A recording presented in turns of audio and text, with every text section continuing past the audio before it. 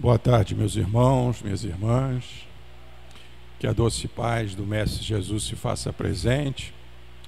É sempre uma satisfação, um encontro de alegria em torno do Evangelho de Jesus, à luz da doutrina dos Espíritos. Sejam todos bem-vindos. E para a nossa harmonização, a nossa preparação deste trabalho, nós vamos fazer uma leitura da série Emmanuel, o livro Pão Nosso, psicografia do Chico Xavier, lição 71, intitulada Sacudir o Pó. E Jesus, em Mateus, capítulo 10, versículo 14, diz o seguinte: E se ninguém vos receber, nem escutar as vossas palavras, saindo daquela casa ou cidade, sacode o pó de vossos pés. E Emmanuel, na sua síntese, na sua clareza, nos diz o seguinte: os próprios discípulos materializaram os ensinamentos de Jesus, sacudindo a poeira das sandálias, retirando-se desse ou daquele lugar de rebeldia e impenitência. Todavia, se o símbolo que transparece da lição do Mestre e tivesse destinados apenas a gesto mecânico, não teríamos nele senão um conjunto de palavras vazias. O ensinamento, porém, é mais profundo. Recomenda a extinção do fermento doentio. Sacudir o pó dos pés não é conservar qualquer mágoa ou qualquer detrito nas bases da vida, em face da ignorância e da perversidade que se manifestam no caminho de nossas experiências comuns. Natural é o desejo de confiar a outrem sementes da verdade e do bem. Entretanto, se somos recebidos pela hostilidade do meio a que nos dirigimos, não é razoável nos mantenhamos em longas observações e apontamentos, que em vez de nos conduzir à tarefa a êxito oportuno, estabelecem sombras e dificuldades em torno de nós. Se alguém não te recebeu a boa vontade, nem te percebeu a boa intenção, por que a perda de tempo em sentenças acusatórias? Tal atitude não soluciona os problemas espirituais. Ignoras acaso que o navegador e o indiferente serão igualmente chamados pela morte do corpo à nossa pátria de origem? Encomenda-os a Jesus com amor e prossegue, em linha reta, buscando os teus sagrados objetivos. Há muito por fazer na edificação espiritual do mundo e de ti mesmo, de nós. Sacode, pois, as más impressões e marcha alegremente. Vamos então unir nossos pensamentos, os nossos corações, agradecendo esta oportunidade de aqui estarmos sendo acolhidos nessa casa, a casa de Moacir, a casa onde Jesus está presente, porque Ele mesmo disse: quando duas ou mais pessoas estivessem reunidas em meu nome, eu estaria presente.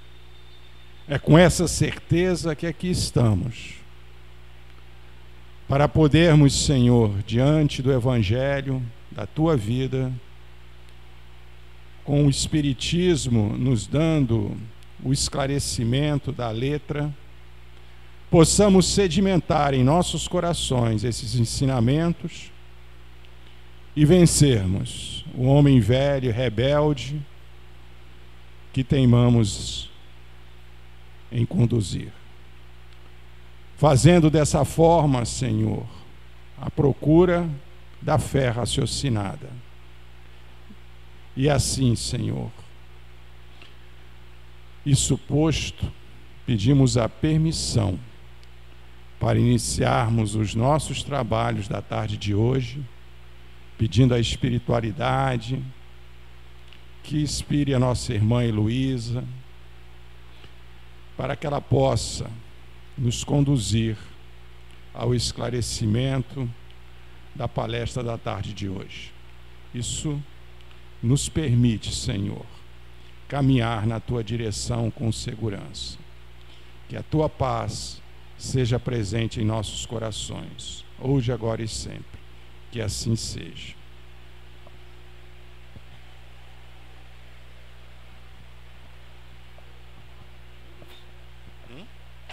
Coloca para mim.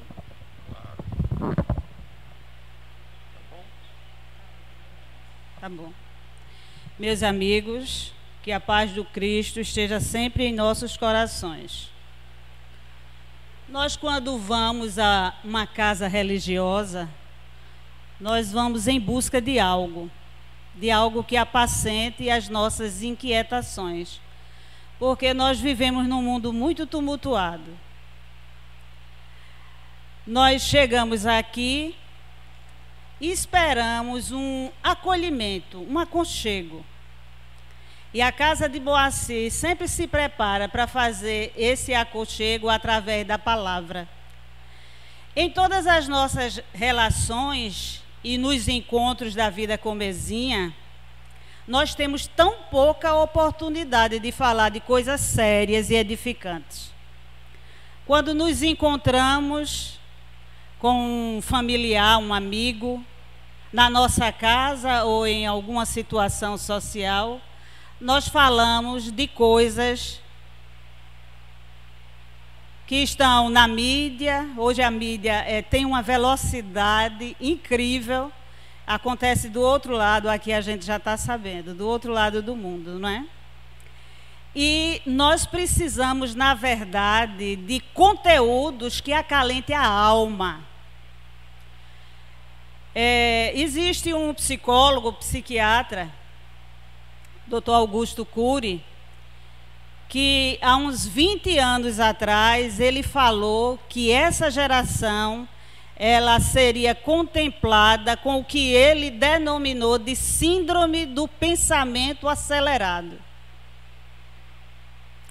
Nós estamos viciados nas redes sociais. É necessário observar que a mulher, quando mãe, independente da idade do filho, ela tem que ser mãe em tempo integral. Muitas mães estão negligenciando a atenção com os filhos. A mulher, quando esposa, ela tem que cuidar dos deveres de esposa, de dona de casa. Muitas vezes a mulher acumula tantas tarefas, é mãe, é esposa, é dona de casa, trabalha fora, tem uma atividade na sua casa religiosa. Então é necessário vigor, não é? Vitalidade física e mental e espiritual também para atender a essas necessidades. Então é necessário desacelerar. Uma certa vez, um discípulo neófito estava com o seu mestre. E ele, muito encantado pelo aquele convite, ele foi convidado a tomar chá com o mestre. Quanto tempo ele estava esperando por isso. Então o mestre sentou-se, ele entrou, isso era no monastério, né? E sentou-se diante do mestre e ele estava assim, aparentemente em introspecção, fazendo aquele do mantra, né? Mas o mestre sábio sentou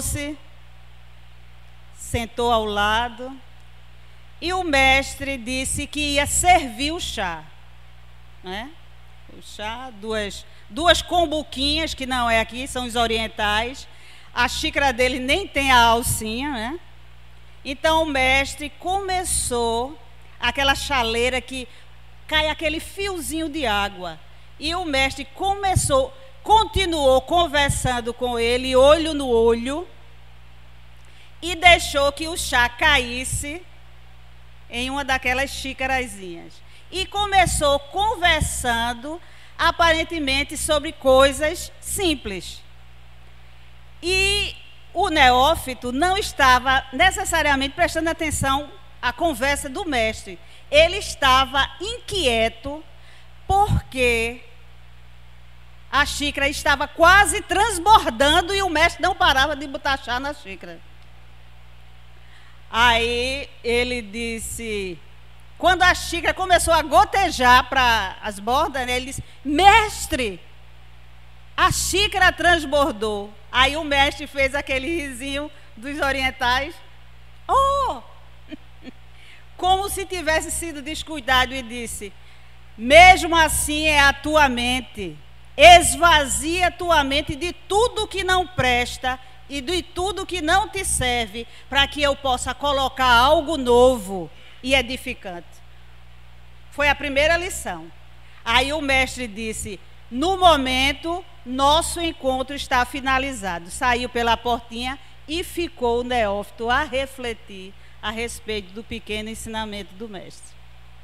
Vocês já imaginaram o que é botar conteúdo novo e edificante numa mente cheia de coisas que poderia ser associada até a lixo, ou seja, coisas que não servem mais, coisas que devem ser jogadas fora, coisas que não devem ficar ruminando dentro da mente, porque senão vai causar morbo, virulência, doença. É desafiador, não é? Esvaziar a mente.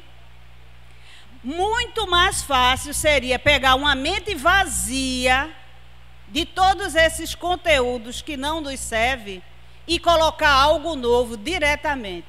Mas para os mestres, principalmente para aqueles que são autodidatas. O que são pessoas autodidatas? Pessoas que se auto-ensinam. Pessoas que não precisam da viés de um professor, de um orientador. Elas aprendem por erudição. Elas aprendem por ouvir as conversações. Ela aprende observando os erros dos outros e não os querendo para si. Ela aprende através dos livros, hoje através das mídias. Então, esvaziar a mente de tudo que não me serve mais para colocar algo de bom. Então, hoje, de uma forma muito simplória, nós vamos falar, na verdade, o tema seria falar sobre a alegria de servir. Mas como hoje é domingo de Páscoa, vamos falar alguma coisa sobre o significado da Páscoa, não é?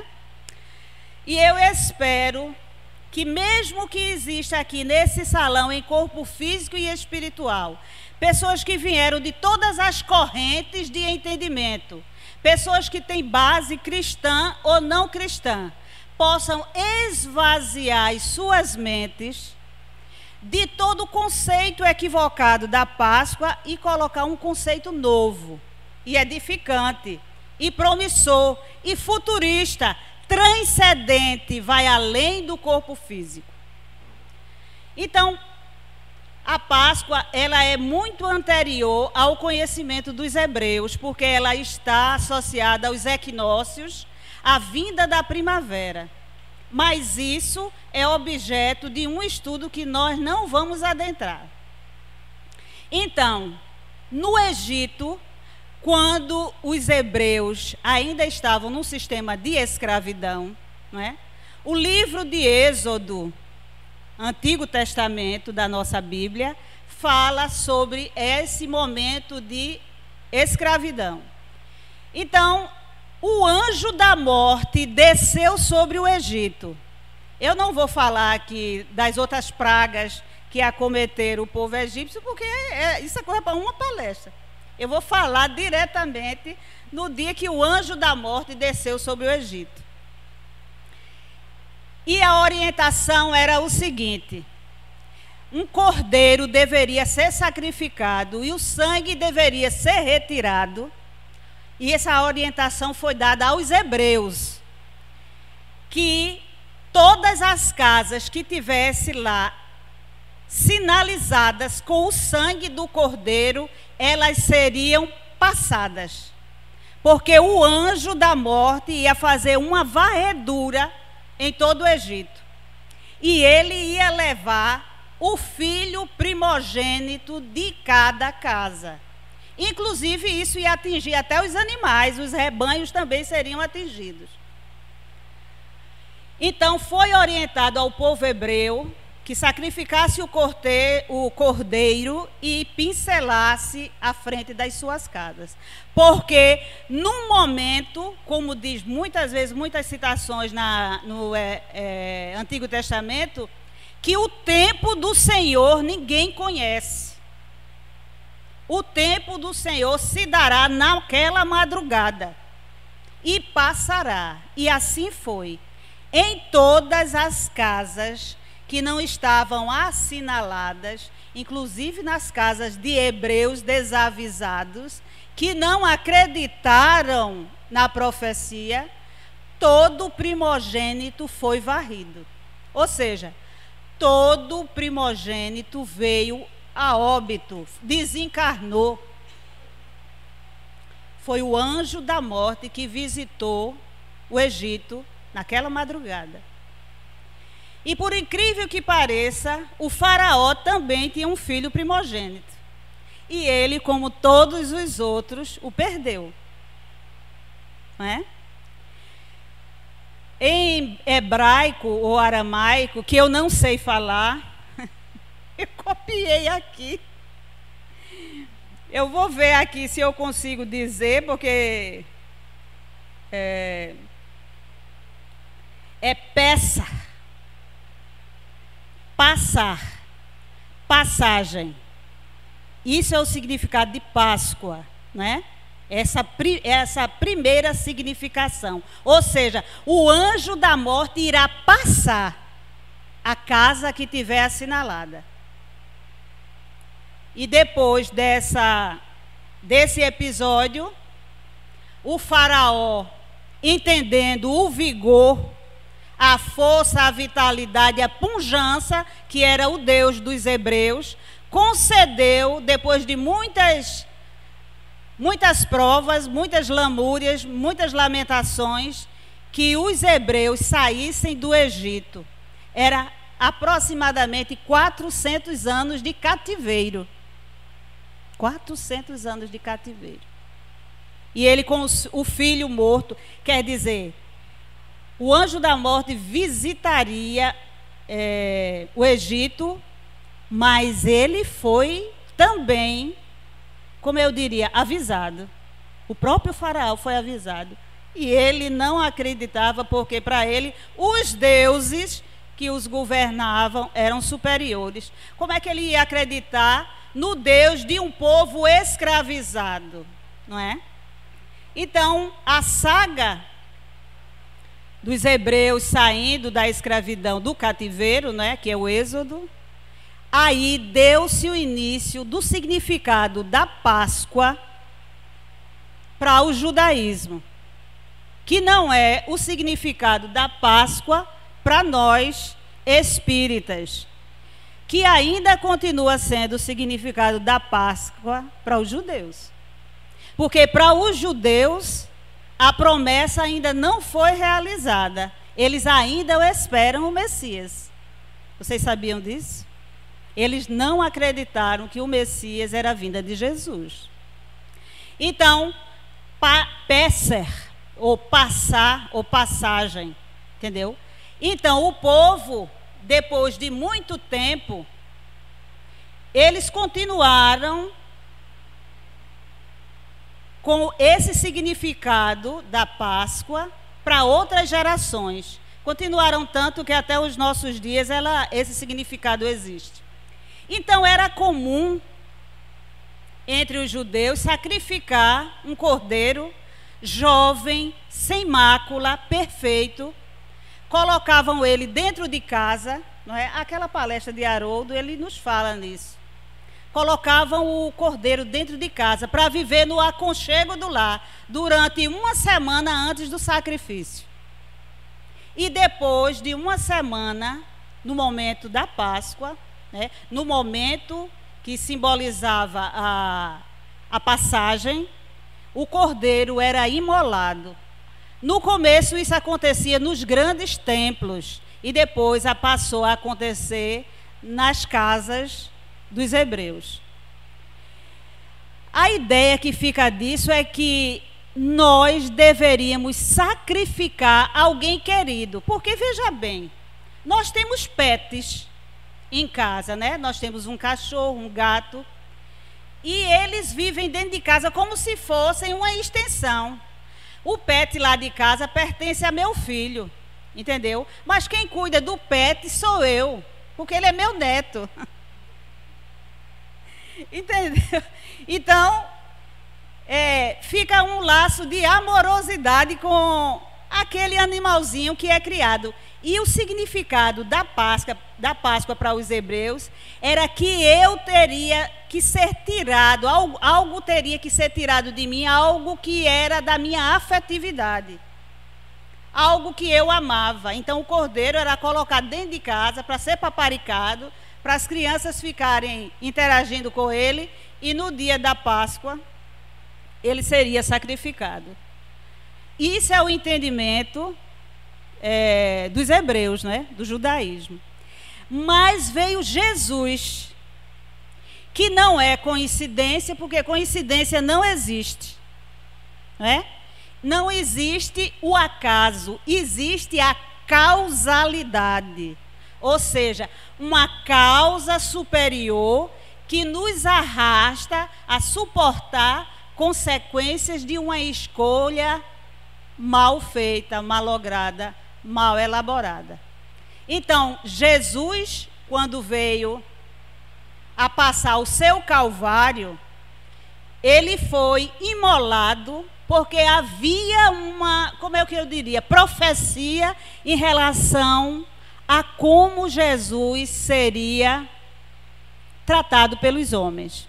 O profeta Isaías, que existiu 700 anos antes de Cristo, teve um que a gente chama de insight, teve um vislumbre do futuro, e eu vou só ler, depois vocês vejam lá no livro do profeta Isaías, no Antigo Testamento, né, é claro, que ele traz no capítulo 53, ele diz assim: cresceu diante dele como um pobre rebento enraizado numa terra árida. Todo mundo sabe a procedência de Jesus, não é, de Nazaré. Na verdade, ele tomou sobre si nossas enfermidades e carregou os nossos sofrimentos. Isso tudo é no capítulo 53. É uma profecia sobre o que os homens fariam com Cristo. Foi maltratado e resignou-se, não abriu a boca. Como um cordeiro que se conduz ao matadouro. Por um iníquo julgamento foi arrebatado. Quem pensou em defender sua causa? Quando foi suprimido da terra dos vivos. E ao morrer achava-se entre malfeitores. Mas aprove ao Senhor esmagá-lo pelo sofrimento. Se ele oferecer sua vida em sacrifício expiatório, terá uma posteridade duradoura, prolongará seus dias e a vontade do Senhor será por ele realizada. Então Jesus, em muitas vezes, disse que não veio derrogar a lei. E esse conhecimento aqui, por ocasião da vinda de Jesus, era conhecimento de todos da lei judaica. Profeta Isaías, para mim, eu leio esse caro Senhor aqui com grande unção. Então, ele sabia, ele não veio derrogar a lei, ele veio fazer com que a lei viesse a termo, se cumprisse. Então, mesmo que ele fosse um espírito superior, que não soubesse o que lhe aconteceria, se ele lesse o profeta Isaías, sabendo que ele era o Cristo de Deus, ele saberia que esse seria o destino dele. Então, lá no Evangelho de João, não é? O Batista, porque nós temos dois Joões, né? O evangelista e o Batista. No Evangelho de João, o evangelista, ele fala sobre o Batista. E ele tem uma fala que diz assim, eu vou ler, mas vocês depois, se tiverem interesse, observem essa fala. O Evangelho de João, é o capítulo 1, versículo 29. Eis o Cordeiro de Deus, aquele que tira o pecado do mundo. Isso é João Batista dizendo dele. E é este de quem eu disse, depois de mim virá um homem que me é superior, porque existe antes de mim. Eu não o conhecia, mas se vim batizar em água, é para que ele se torne conhecido em Israel. Ou seja, por ocasião do batismo de Jesus, através de João, ele disse que Jesus seria o Cordeiro Divino que tira o pecado do mundo. Então, nós não vamos entender aqui essas simbologias da Páscoa usando ciências exatas, como a matemática, como a filosofia. Nós vamos usar os simbolismos. E Jesus, realmente, ele pôde ser considerado o último sacrifício. Ele foi realmente imolado. Havia uma tradição no judaísmo de que, se a pessoa crucificada não viesse a óbito diante de algumas horas, as pernas seriam quebradas. E ele teve vamos dizer assim, o óbito dele foi quase que imediato, ele não durou muito, não é? É claro que Jesus era muito mais espiritual do que um corpo cheio de ossos, né? E ele, por essa, veja bem, por essa tradição que havia no judaísmo, apesar de que também se estava na sexta-feira, que era considerada e era comemorada a Páscoa, Jesus, os outros dois, que ainda, aqui ele diz em Isaías, que ele foi sacrificado entre malfeitores, todos nós sabemos que Jesus foi crucificado entre dois ladrões, não é? Então, ele, porque veio a óbito, antes que os soldados pudessem recolher os corpos, ele foi tirado da cruz inteiro, intacto, sem quebrar nenhum osso, como deveria ser a apresentação do Cordeiro por ocasião do sacrifício na Páscoa dos hebreus. Então, Jesus é citado. Muita gente diz assim, meu Deus do céu, por que dizem que Jesus é o Cordeiro Divino? Os católicos falam muito nisso. Cordeiro de Deus, aquele que tira o pecado do mundo, tem de piedade de nós.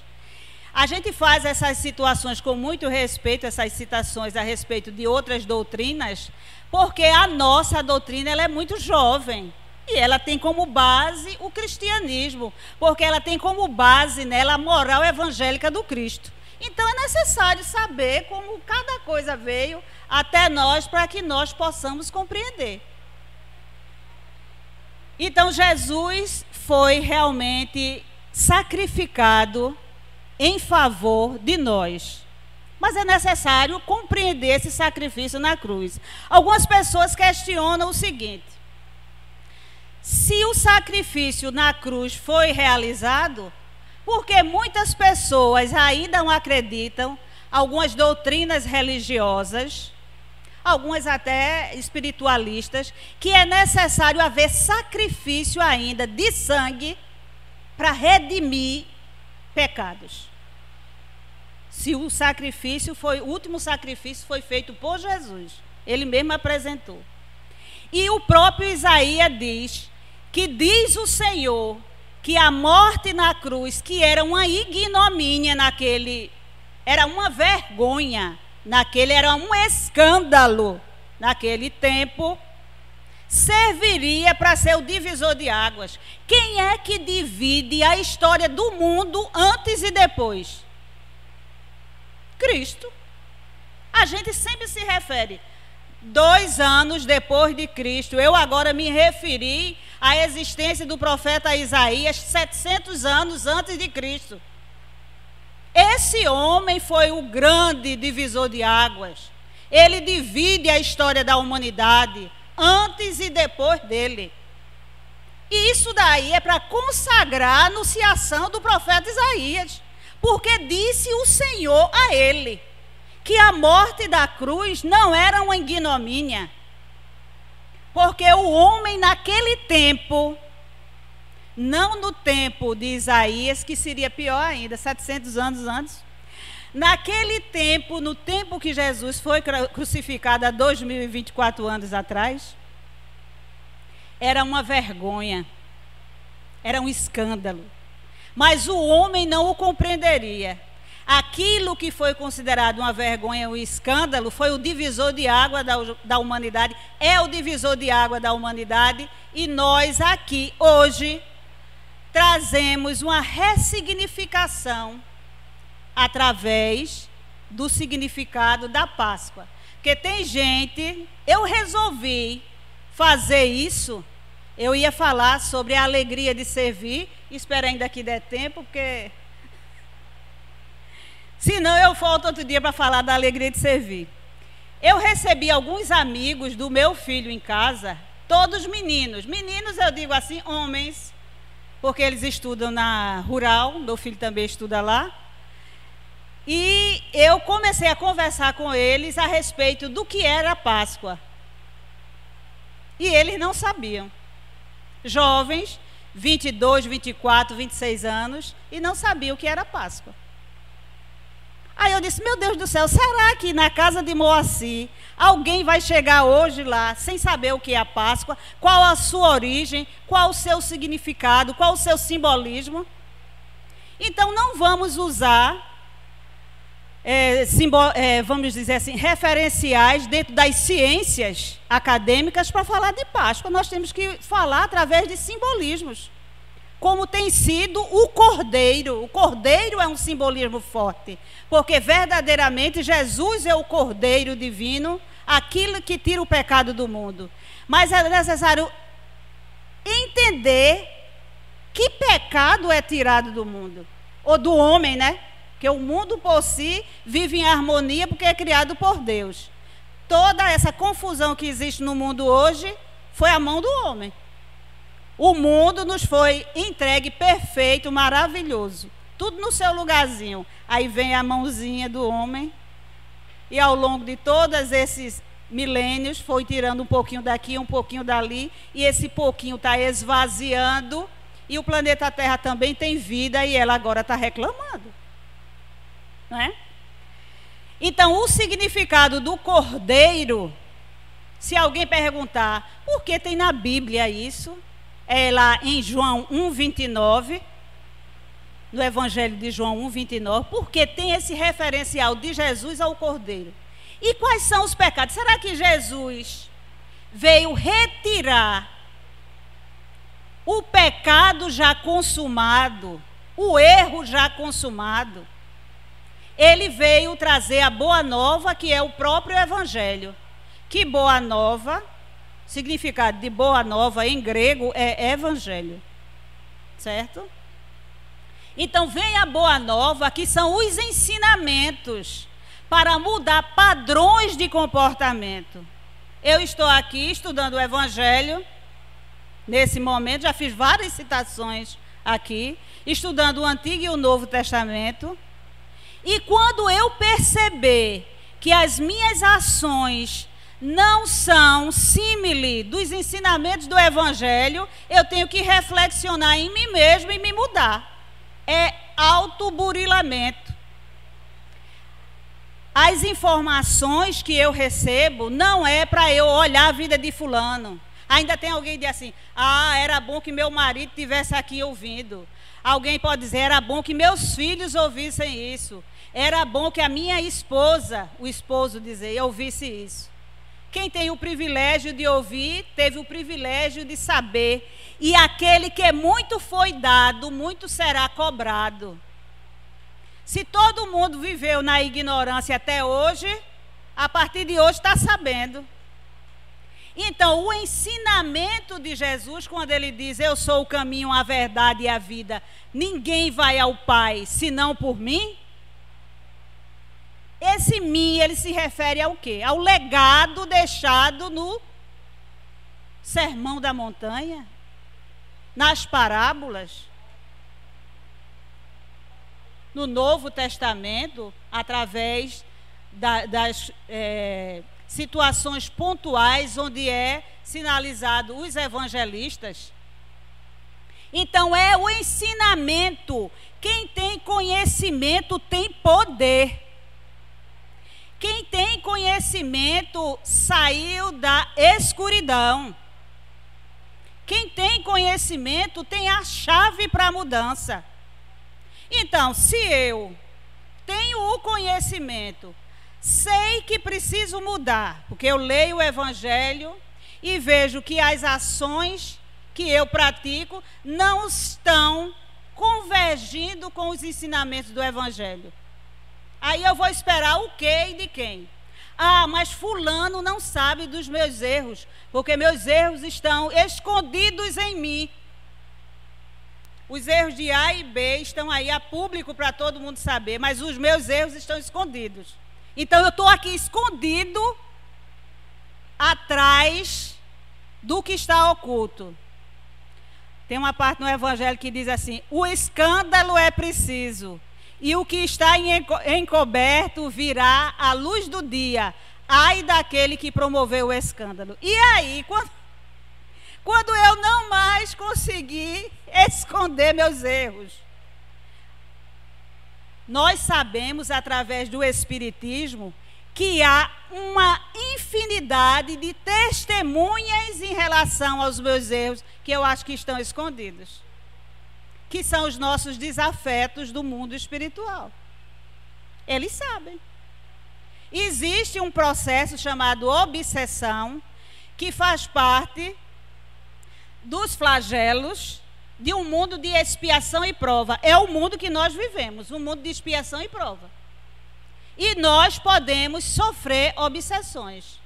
Então, o Cordeiro Divino, ele veio imolar-se, porque se não fosse algo assim avassalador, se não fosse algo escandaloso, retumbante, como é a morte na cruz, ninguém aqui ia compreender, não.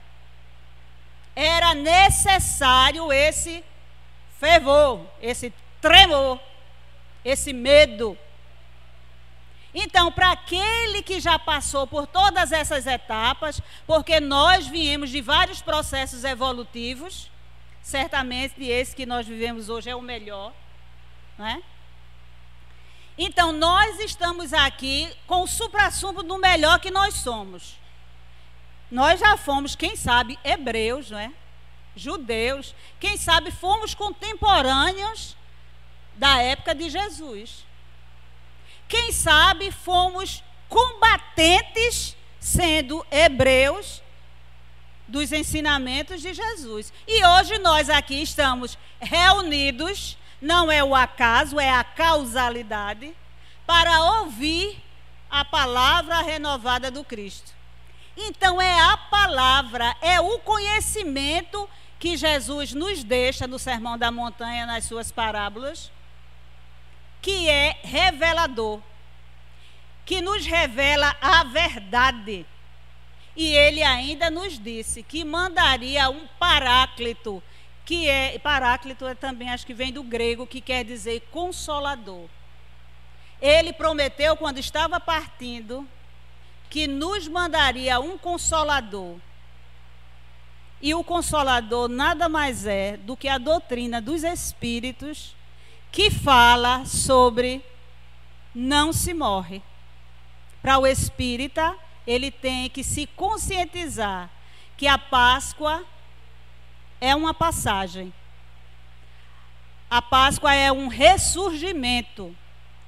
É a é o esquecimento, é o afastamento do homem velho para o nascimento de um homem novo. Um homem novo, onde no começo eu coloquei o homem velho, que traz medos, injunções penosas, aflições, sistemas de crença, que esse negócio de sistema de crença é a pior coisa que pode existir, que ela é acanhada, ela é como o Egito. O Egito também tem um significado em hebraico que quer dizer restringir, inibir, amedrontar. Esse é o significado. Então, a Páscoa é libertação.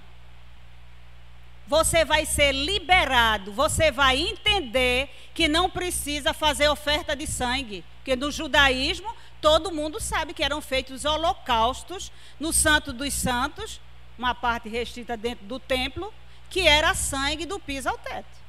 Era um verdadeiro hecatombe.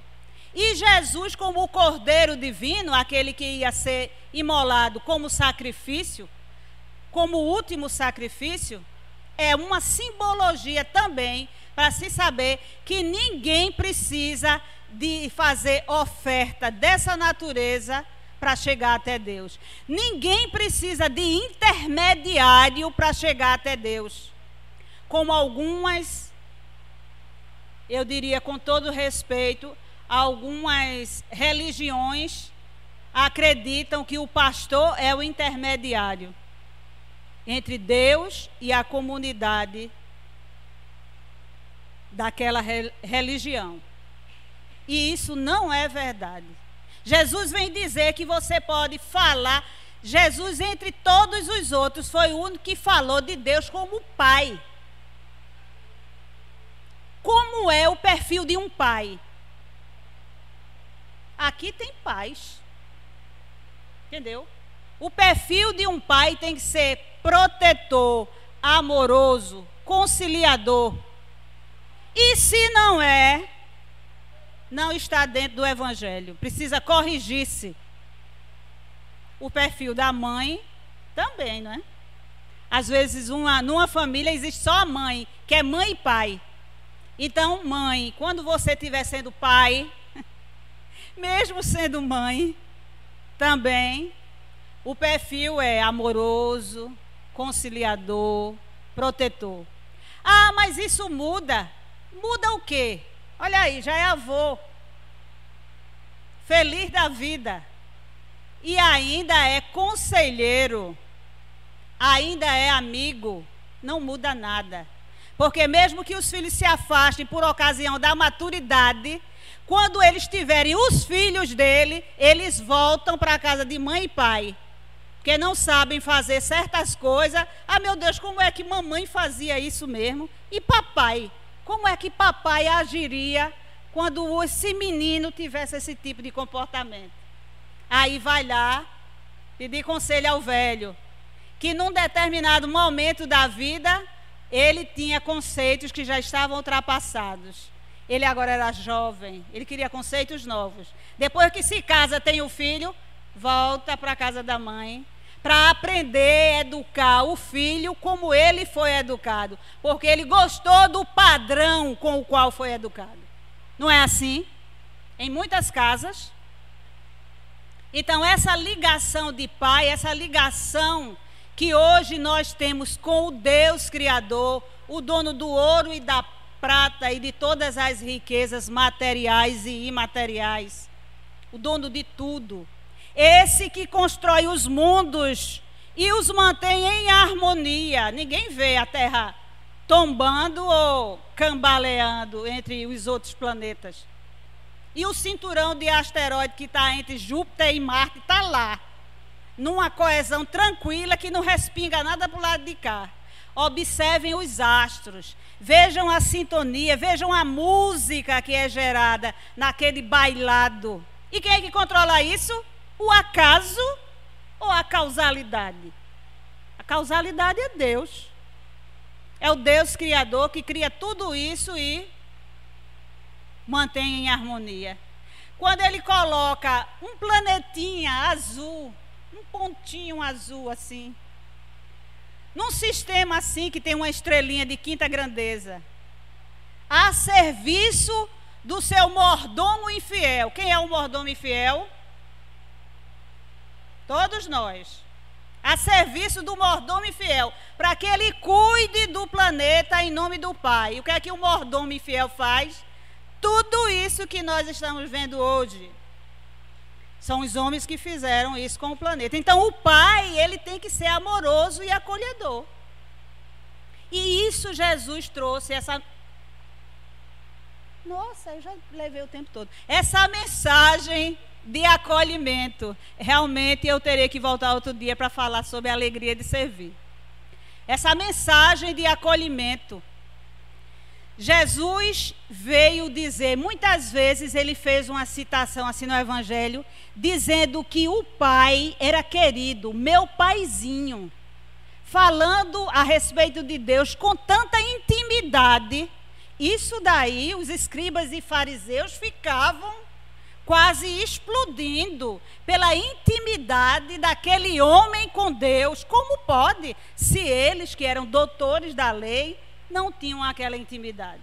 Então Jesus veio trazer o sentido, dentro do Espiritismo, da Páscoa, que não se morre. Aí a gente pergunta, será que o Espiritismo vai ser a religião do futuro? Não. Ela não será a religião do futuro, mas certamente ela será o futuro das religiões. Porque quando toda religião souber, por convicção, que não se morre, que cada um de nós tem a oportunidade de viver mais uma jornada evolutiva, que verdadeiramente Deus é misericordioso, justo e bom, que Ele não nos pune pelos primeiros defeitos, pelos pequenos defeitos, pelos grandes defeitos, e que sempre há uma situação de oportunizar um recomeço, um refazimento em cima dos erros já cometidos. Isso é renascimento. Então hoje nós estamos aqui vivendo mais um processo evolutivo. Se nós já estamos sintonizados com a mensagem do Evangelho, que a mensagem do Evangelho não é para corpos que vão ao túmulo. A mensagem do Evangelho é para o Espírito que vivifica. Hoje, entrando aqui, uma amiga me disse, eu estava conversando hoje com uma parenta e eu disse a ela que nós não somos homens em corpo físico, vivendo um processo evolutivo. Nós somos espíritos. Porque essa condição de espírito, eu posso perder o corpo por ocasião de desencarnar, mas eu existo. É aquela frase de Descartes, cogito ergo sum, penso, logo existo. E eu penso mesmo sem corpo físico? Sim, eu penso, né? Por ocasião do trabalho mediúnico, nós falamos com os chamados mortos, dentro da sessão mediúnica. E eles pensam, eles fazem planos para o futuro, planos até para reencarnarem novamente, quando encontram entendimento. Veja que coisa maravilhosa. Então, quando todas as religiões tiveram essa consciência de que não se morre, verdadeiramente o Espiritismo será a religião do futuro. Será o futuro das religiões. Porque é necessário entender, várias pessoas aqui vieram de credos religiosos diferentes. Eu fui criada na Igreja Católica. Eu fui batizada, crismada. Só recusei me casar, porque eu já tinha outro entendimento. E foi muito bem criada, porque existem pais, mães tão desavisados que educam os filhos feito lavoura, minha gente. Sem falar esse filho do Deus Criador. Como é que pode? Qual é o maior testemunho que um pai um mestre, um educador pode dar para os seus pupilos? O exemplo. Então, muitas pessoas vieram de outros credos religiosos nessa e outras vidas. E isso traz reminiscências de vidas passadas. Tem gente que precisa, por exemplo, de entrar num templo que ele seja suntuoso, que esteja cantando, que eu também gosto, canto gregoriano, ou Ave Maria de Schubert. Eu amo. Eu aprendi a gostar de Ave Maria de Schubert quando eu era menina e minha mãe ouvia uma prece da Ave Maria que era recitada às 18 horas e o fundo da prece era a Ave Maria de Schubert. Entendeu? Então era rainha pura e ditosa dos homens pecadores, santa grandiosa dos céus. Se eu parar um pouquinho, eu vou lembrar da prece inteira. Era PRA8, era Raio do Clube de Pernambuco. Maria deve lembrar, Maria. Então, eu era uma criança, então minha mãe era muito devota de Nossa Senhora, ela, na hora da prece, nenhum pio. Ela ficava lá, é uma prece linda, essa prece da Ave Maria. Então, eu aprendi a gostar da Ave Maria, eu era muito pequena. Aí eu via que tinha uma música instrumental de fundo. E era linda, não é? Então, nós aprendemos coisas, situações, crenças com nossos pais, nossos familiares. É um conjunto de símbolos que nós aprendemos. Eu tenho 10 minutos ainda, 5. É um conjunto de símbolos que nós aprendemos durante a nossa trajetória evolutiva. E que nós precisamos fazer como aquele senhor instruir o seu pupilo, o neófito, o mestre. Nós precisamos, a partir de hoje, esvaziar toda a nossa mente de tudo que não presta e parar de acreditar que Páscoa é ganhar ovos de chocolates ou coelhinhos fofinhos de Páscoa. Como os amigos do meu filho disseram, um monte de marmanjos com mais de 20 anos acreditando em coelhinhos de Páscoa e ovos de chocolate. Aí fui falar para eles o que era Páscoa e senti essa necessidade de falar aqui também, e o tempo foi embora.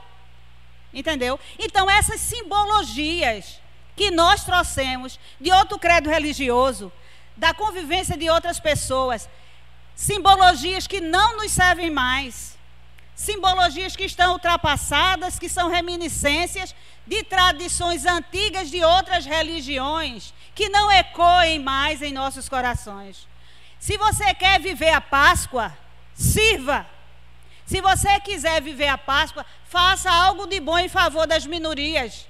E faça em silêncio. E faça para que ninguém saiba.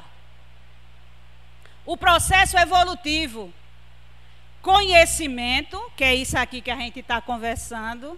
Autoconhecimento, porque eu tenho que me conhecer e saber o que é que eu tenho que expurgar, fazer uma catarse e limpar todas essas crenças que não me servem mais. E a terceira coisa é a prática do bem. Se eu quero jornadear o processo evolutivo como nos ensinou Jesus, façamos assim. Sirvamos os pequeninos de Jesus. Todo aquele que fizer algo por esses meus mais pequeninos, é a mim que fazes, servindo aos nossos irmãos, de alguma forma, nós estamos servindo ao Cristo. Então é essa mensagem. Jesus, Deus, ajuda o homem através do homem. Ele inspira corações generosos, que nele acredita, para ajudar aqueles outros tantos que precisam de algo, e nem sempre é material. Alguém pode dizer, mas eu não tenho muito dinheiro, né? Tem gente que bota logo um pé atrás, porque não tem La Plata. Mas pensemos nisso. Páscoa, renovação, renascimento. Esse é o significado para o espírita. Consciência de que a cruz está vazia, o túmulo foi aberto, Jesus vive. Que Deus nos abençoe.